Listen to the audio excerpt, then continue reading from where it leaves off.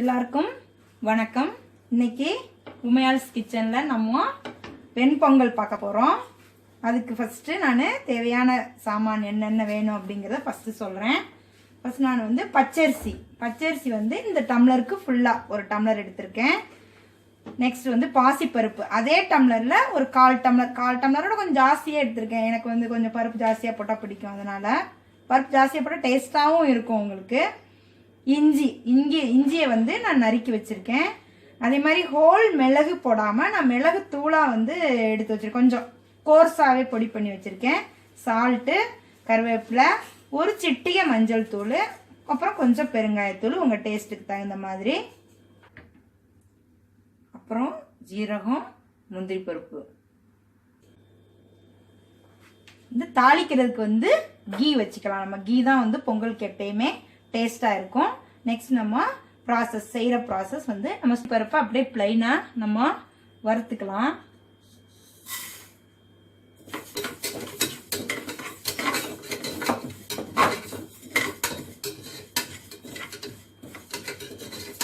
இப்போ நான் இதில் வந்து தண்ணியை ஊற்ற போகிறேன். நான் வந்து ஒரு டம்ளர் அரிசிக்கு ஒரு 1/4 டம்ளர் பருப்பு, 1.25 டம்ளர் வருதுங்களா. நான் 4 டம்ளர் இதுக்கு வந்து தண்ணி ஊற்ற போகிறேன்.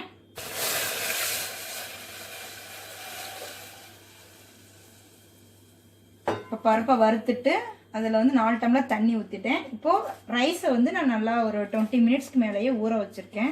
15 மினிட்ஸாக ஊறினா தான் நல்லாயிருக்கும். நம்ம இப்போ இதில் அரிசியை ஆட் பண்ணிக்கலாம்.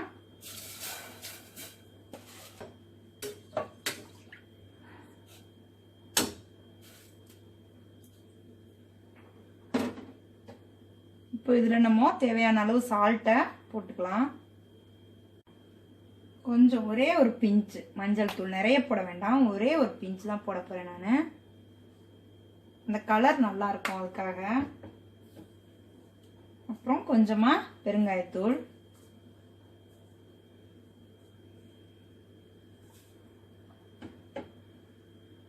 நல்லா உப்பு எல்லாம் போட்டாச்சு. லைட்டாக மிக்ஸ் பண்ணிவிட்டு இப்போ குக்கரை மூடி போட்டு மூடிடலாம். நல்லா வந்து பொங்கல்னால் குலைவாக வரணும். அதனால் நம்ம நல்லா ஒரு 4-5 விசிலாவது என்னோடய குக்கரில் விட்டால் அது கரெக்டாக இருக்கும். உங்களுடைய குக்கருக்கு தகுந்த மாதிரி நீங்கள் எத்தனை விசில் விட்டால் அது குலையுமோ அந்த மாதிரி வச்சுக்கோங்க. என்னோடய குக்கர் ஒரு 4 விசில்லேருந்து 5 விசில் விட்டால் நல்லா சாதம் குலைஞ்சே வந்துடும். இப்போ விசில் வரட்டும். நெய் விட்டுக்கலாம், ஒரு ஸ்பூனு நெய். உங்களுக்கு நெய் ரொம்ப பிடிச்சதுன்னா கொஞ்சம் கூட எக்ஸ்ட்ரா விட்டுக்கலாம். பொங்கலுக்கு எவ்வளோ கீ போடுறோமோ அவ்வளோ டேஸ்ட்டாக தான் இருக்கும். இல்லை நெய் ரொம்ப யூஸ் பண்ண வேண்டாம் அப்படின்னு நினச்சிங்கன்னா கொஞ்சம் எண்ணெய் கூட, கடலை எண்ணெய், ஏதாவது உங்கள் சமையல் எண்ணெயை கொஞ்சம் மிக்ஸ் பண்ணிக்கோங்க. நெய் சூடாகட்டும். ஜீரகம், இஞ்சி, மிளகுத்தூள், கோர்ஸாக பொடி பண்ண மிளகுத்தூள், கருவேப்பிலை, முந்திரி பருப்பு இதெல்லாம் வந்து இப்போது தாளித்து பொங்கலில் நான் மிக்ஸ் பண்ண போகிறேன். கீ சூடாகிடுச்சு. இப்போ அதில் ஜீரகத்தை போட்டுக்கலாம். ஜீரகம் பொரிஞ்சோடனே கருவேப்பிலை,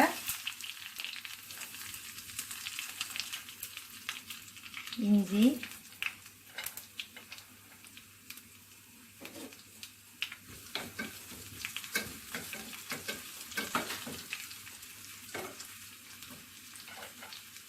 முந்திரி பருப்பு,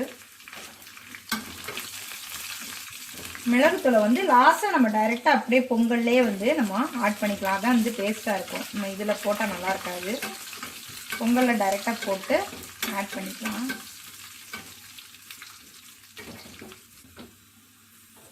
தாளிச்சாச்சு. இப்போ இந்த தாளிச்சதை எடுத்து இதில் நம்ம மிக்ஸ் பண்ணிக்கலாம். மிளகை அப்படியே மேலே தூவிக்கலாம். நல்லா கிண்டி விட்டுருங்க. சூப்பரான பொங்கல் ரெடி ஆயிடுச்சு. சூடாக சாப்பிட்டா ரொம்ப நல்லாயிருக்கும். இதுக்கு காம்பினேஷனாக வந்து நம்ம தேங்காய் சட்னி ரொம்ப நல்லாயிருக்கும்.